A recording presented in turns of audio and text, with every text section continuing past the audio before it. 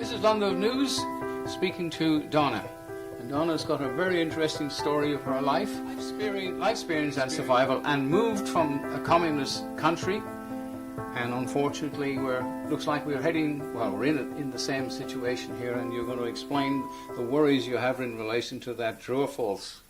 Yes. Yes. My name is Donna. I come from Poland.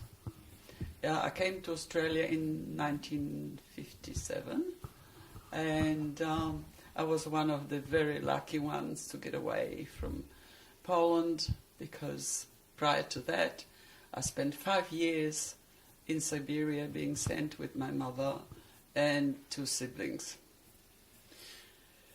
2 siblings had not lasted there very long. They passed away.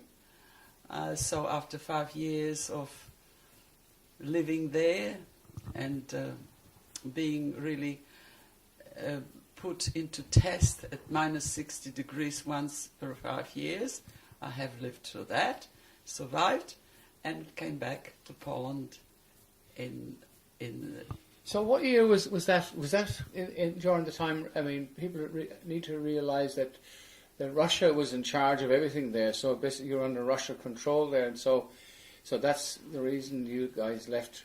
What happened in that year? What year was that when you left Poland, or what's the story on that one? Well, it was the Second World War, and we had not much really knowing what was going on, really. At that stage, Mum and Dad lived in what is now called Ukraine, but it was still Poland. And my father had a property there, developing oil wells, and we were well-to-do people, so to say. And that has been broken completely in 1940, when my mother was arrested, together with us, and transported to depths of Siberia. It took 2 weeks, practically non-stop, for the train to travel there. Wow, and the temperature, obviously this is the middle of the winter, so the cold must have been a nightmare. It was cold, and we were actually traveling. We were put on a train which wasn't even an animal train. It was wagons that were for the carrying of coal. So we had no coverage even. And yes, no toilet, which was horrific. No, there was only a pot belly, so we had a little bit of warmth. And that was it. And you probably were the very lucky ones to have some kind of heat at all, because I'm sure that most of them didn't have any heat at all. I don't know. That must have been a miracle, really, because there was not much. So where were you transported from Poland to Siberia? Yes, in the vicinity of River Tobolsk, which is pretty much north. Was that a prisoner camp or something? Yes, I was asked that question, really. Was it a prison? It was a prison without being prison. It didn't need to be a prison. You wouldn't want to go anywhere. You wouldn't survive, for the animals around, for the temperature, and there was hundreds of kilometers one settlement from another. So you didn't have a choice, so to say. Yes, you had a choice to stay there, because you had some structure at least in there. So if you did escape from the defenceless prison, if you wish, you wouldn't survive anyway. So what was there any food? How did you guys feed yourselves? Food was very scarce. I think beginnings were surviving on whatever Mum had packed in her sort of sack in the back. Dried white bread. Wasn't much of a nutrition. Therefore, the 2 siblings had perished pretty quickly. Oh. The hot water was a very sought for commodity. To have hot water and eat it with a dried bread. That's all. So how long did you spend in that camp, and what was the outcome in the end? It was 5 years, whole 5 years. Some of the Polish people spent there only 2 years because somehow they crossed over to India, where Polish arms had took care of them and took them to Iran, and they had good time practically because Iranian people were very hospitable. We had very hospitable Russian people. They didn't have much themselves, not much. But when they saw the plight of us, they did share as much as they can. That way I am here around. So I've got I've got a tremendous thankfulness to all those people that I'll never see, and nor even see their descendants, that they were instrumental in upholding our lives with very little they had. So did your parents survive the camp? Did they survive it? I must say that when we were arrested, my father wasn't present. He was already in the army. He gave the key to my mother from the oil wells, and he said, if the Russians come, barter it for your life. Give them the keys to the oil wells. Did they ask? No, they just did. They didn't ask. They had it. They just took it anyway. But they wanted to remove the evidence, so they moved us there for execution. They didn't put us in the gulag for nothing. We were just to expect an execution. Basically, going back to Poland, why was you and your family arrested? Were you because you were Jewish, or what was the story there? Yes, you would think it was so. However, I don't have any Jewish roots, nor my parents. They are of a mixed background. Mum was half English and half Tatar, and Dad was Armenian. So I don't see anything in the family tree that would come from Israel. However, that wasn't a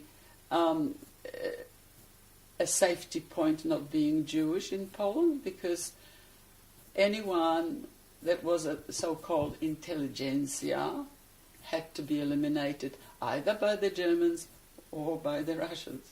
So there were a very, very thin line who was safe. Safe were people who were on land as peasants. They were, we might say safe, but safe from being transported to Siberia. Germans also were after intelligentsia, and most of my husband's people perished in Warsaw. So, yes, coming back to that, my father,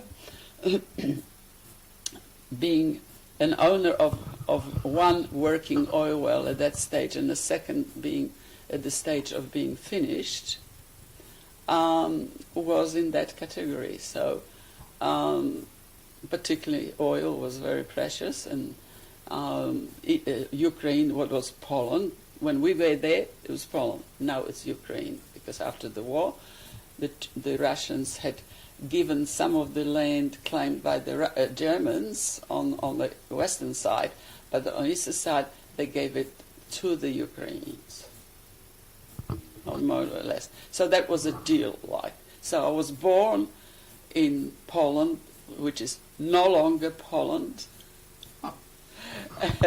and I was born in Poland, came to Australia. I'd been 64 years. A long time in ago. This country, which I thought it was going to give me a protection against Communism. what I have, yes, experienced in communism. And of course now we've got a Labour Party which is basically communist now. A lot of people tell me that they're on the way back to communism here, and something they escaped from. So does that worry you a little bit? I tell you, it would worry my husband more so, because his mother, who lived through the Russian Revolution in Petersburg, when she saw the communism on the corner of the Flinders Street spreading newspapers, she was so distraught that she committed suicide. Oh, good God, that's terrible. Here's a scary It was in the thing. papers, yes. Feared communist, stabbed herself. Title. That's how we live here in Australia with such memories. And now we're heading back to it, and sadly 80% of the people just don't care. Yes, because sometimes it is attractive.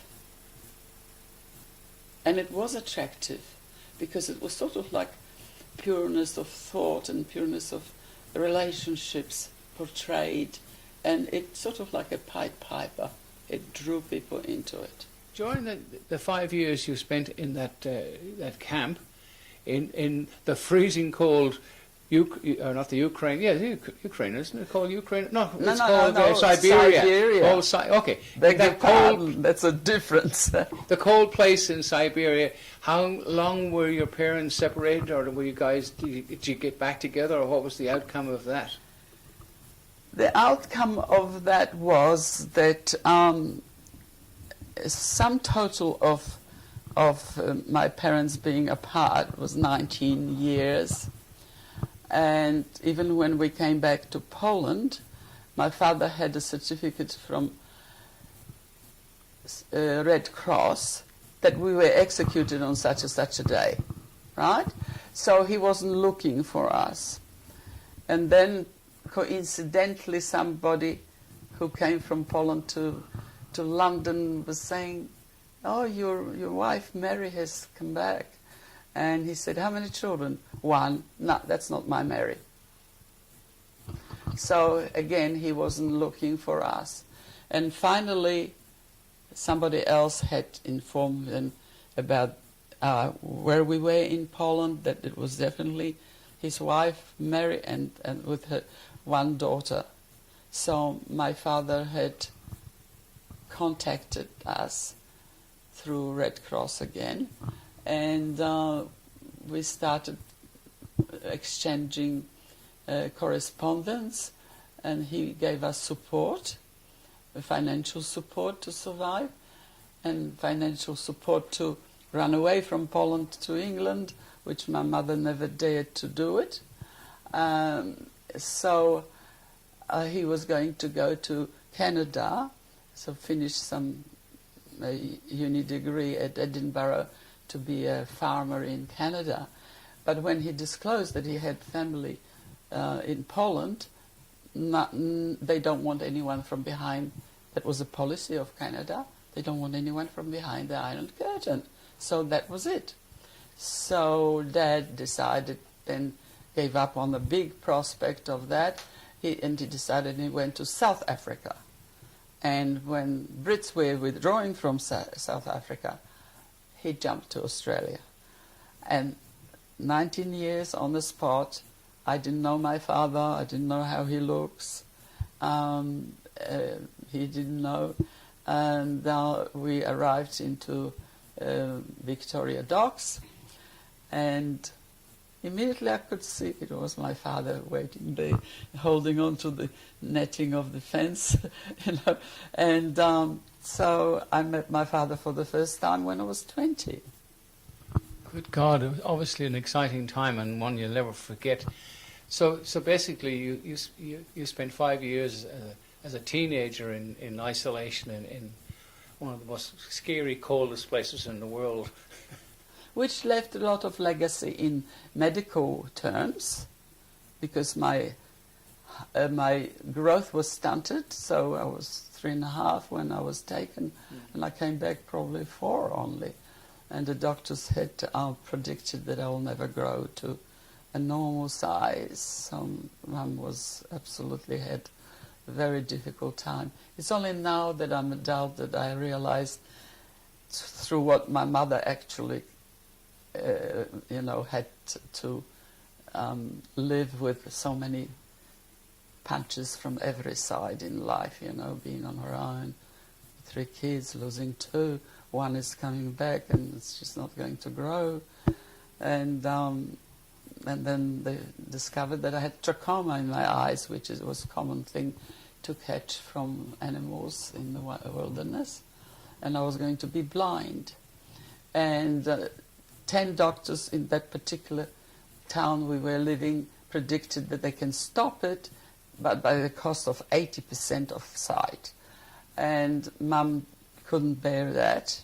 And finally, there was only one man, an ophthalmologist, that said, I can save your daughter's life if you can overseas obtain certain item. And he wrote it on. And Mum wrote to my father and said, please, can you get us this, because Donna is going to be blind if we don't have it. And it comes a vial about that big, and at the bottom of it are little crystals. And the crystals are first form of penicillin. Oh, interesting. And it worked, obviously. I drive without glasses. And now, how old are you now, do you mind us tell the world? Oh, the world? Shocking. 86. See, you're only young, but by God, you're one healthy-looking 86. lady now, and extremely agile. Agile, and I can see and drive without glasses. For reading, yes, but I've been tested. I've got no cataracts, nothing. I said, oh, thank God, because, who knows with this malnutrition and all this. And 2 years ago, the doctor says, you know what? He said, I haven't seen anyone that age, that was already 2 years ago, that age, being that agile and having such a good sight. All you need is to go to get yourself volumizing glasses and you'll be right, which I was very, very heavy, because I don't like glasses at all, and much less looking for the prescribed, and sitting maybe on them, breaking them. No, I don't have to. If I break them, I can get them at my own prescription. Okay. Looking back at the history that you've gone through, how do you see things progressing for the better or for the worse right now in relation to your experience, which is absolutely unbelievable? Yes, that experience is not to be envied very much. Experience leads to me actually being more aware what is happening now and here. When we came with my mother, who was half-Brit, she said, this is my country. This is my air I breathe. This is where I belong, okay? So she was a bit patriotic, I suppose, from that half of the Britishness. And the last thing that she said was, and we will never have to live through what we have lived. And I thought, yeah, that I was very blessed in this area, that my father was here, that my father was never married in 19 years, my mother wasn't married 19 years. I had really a very, very moral background very strong, and that probably keeps me, because I don't have any complications in the family that I have to think of. But politically, I thought I was safe, the same as my mother. We were very safe in this country, that we are far away from it all. Nothing is far away anymore from Australia. As in 1957 we had seen, and a lot of Polish people that came through Germany here came for the same reason to Australia, to survive and not to go through another war. At the moment, the technology had crossed this all out. The distance doesn't exist anymore, and yes, we have threats, more than one, right now. So, yeah, well, we used to have politicians, now we have corporations that are run by bigger corporations, and we have, I reckon, yet to be convicted criminal politicians who have gone with this one world agenda, and it's shutting everybody down. But sadly, 80% of the people out there if they only could experience some of the things that you experienced back in those days, they would realise what they're heading for, and sadly the young people just don't care anymore. Well, listen, this has been a wonderful story, and I'd like to thank you very much. Is there anything else you'd like to say goodbye and thank everybody? Thank you, but I wanted to say how I felt years ago when Whitlam went to Russia, and he said, oh, you know, he sang really paeans about it, and I just said, oh man, I wanted to write to you. He said, why didn't you stay there? Well, it would have been great if Whitlam did stay there, because he was in the wilderness as far as politics is concerned for 23 years, and as soon as he got in, he removed the Queen. He got sacked for that and a few other things, and of course Bob Hawke came in and he removed the Commonwealth and turned this place into a private into a republic unlawfully, and now we're all paying for it. So you guys, we've gone through the past, are now going to see the past becoming the future. I've got one thing that I want to put it through, and I don't care who knows about it. Any politician, anyone that's involved in politics, through their decisions and decisions that are detrimental to us all, maybe it's monetary good for them or paying well, they have to think of their posterity. That posterity is not going to have the same chance of being provided with so much, how do you pay or money. And if they spoil it for us, they spoil it for their posterity forever. Self-destruction. Self-destruction. Don't they realize it? Can't they see it?